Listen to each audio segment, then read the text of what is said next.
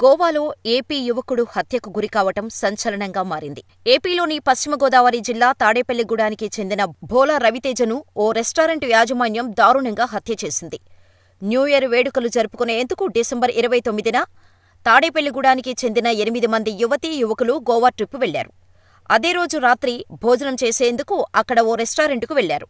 అయితే యువతి పట్ల రెస్టారెంటు యజమాని కుమారుడు అసభ్యకరంగా ప్రవర్తించాడు. దీంతో వారిని తాడేపల్లిగూడెం యువకులు ప్రశ్నించారు. ఇలా రెస్టారెంటు నిర్వాహకులకు తాడేపల్లిగూడెం యువకులకు మధ్య పెద్ద గొడవ జరిగింది. ఈ క్రమంలో తాడేపల్లిగూడెం యువకులపై రెస్టారెంటు నిర్వాహకులు విచక్షణారహితంగా కర్రలతో దాడి చేశారు. ఈ దాడిలో రవితేజ తీవ్రంగా గాయపడ్డాడు. దీంతో రవితేజను ఆస్పత్రికి తరలిస్తుండగా మృతి చెందాడు. మంగళవారం తెల్లవారుజామున 1 గంటకు ఫుడ్ ఆర్డర్ విషయంలో ఈ గొడవ జరిగినట్టు తెలుస్తోంది.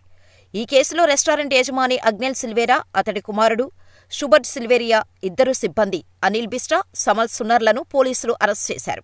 పోలీసులు చెబుతున్న ప్రకారం ఆర్డర్ తీసుకునే టైం దాటిందని, ఇక ఫుడ్ ఆర్డర్ తీసుకోమని రెస్టారెంట్ సిబ్బంది చెప్పటంతో వివాదం మొదలైంది.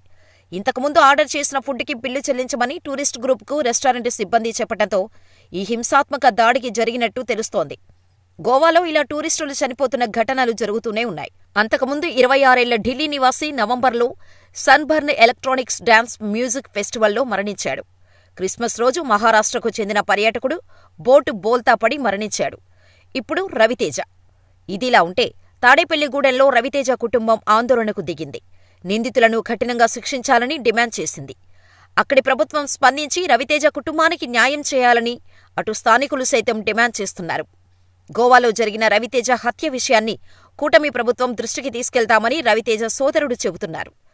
గోవాలో టూరిస్టులపై జరుగుతున్న ఇటువంటి ఘటనల వల్లే గోవాకు టూరిస్టులు తగ్గిపోతున్నారు. ఎప్పుడూ లేని విధంగా ఈ ఏడాదికి గోవాకు వెళ్లే టూరిస్టుల సంఖ్య చాలా దారుణంగా తగ్గిపోయింది. గోవాకు వెళ్లిన వారు ఏదో ఒక రకంగా మోసపోవటం లేదా అక్కడి వారి వల్ల ఇబ్బందులు పడటంతో చాలామంది టూరిస్టులు గోవాకు బదులు వేరే ప్రాంతాలకు వెళ్లడానికి మొగ్గు చూపుతున్నారు. ఎయిర్పోర్టులో దిగినప్పటి నుంచి టాక్సీ డ్రైవర్ దగ్గర నుంచి హోటల్ రూంల వరకు అన్నింటా స్కామ్లకు గురవుతున్నామనే అభిప్రాయం టూరిస్టులలో ఉండటం, దీనికి తోడు అక్కడి స్థానికుల ప్రవర్తన కూడా టూరిస్టుల పట్ల సరిగ్గా ఉండకపోవటమే కారణమని తెలుస్తోంది. మరి ఈ పరిస్థితి మారాలంటే ప్రభుత్వం చర్యలు తీసుకోవాల్సిందే. గోవా ఆర్థిక వ్యవస్థకు టూరిజం రంగం నుంచి వచ్చే ఆదాయమే అత్యంత కీలకం.